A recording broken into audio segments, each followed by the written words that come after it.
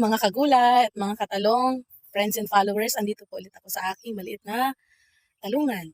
At this time po ay ipapakilala ko po kayo sa isa sa mga sakit ng talong na pwede pong dumapo dun sa ating mga alaga.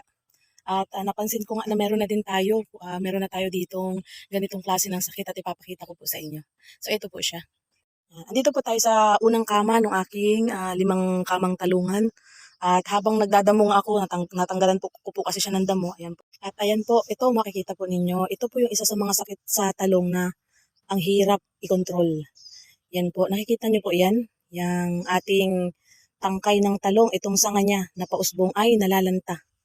Nalanta po siya. Ang tawag po dito ay shoot borer. Mga katalong, nakakatakot kalaban tong shoot borer kasi lalantahin niya yung mga tangkay nyo. Pag ginanyan nyo siya guys, yan, napuputol yan. Pag nakita nyo po, ayan po siya oh. Yan, yung mga kumakain ng ano. Ayan po siya. Kinakain nila yung sanga. Hanggang malanta po siya. So hindi na ito magtutuloy. Ganyan yung kalaban na shoot borer. Meron din pong tinatawag na fruit borer. So imaginein mo kapag yung iyong mga talong, lahat ng sanga ay maatake po nitong shoot borer ay talagang halos wala kang aanihin sa ganyan.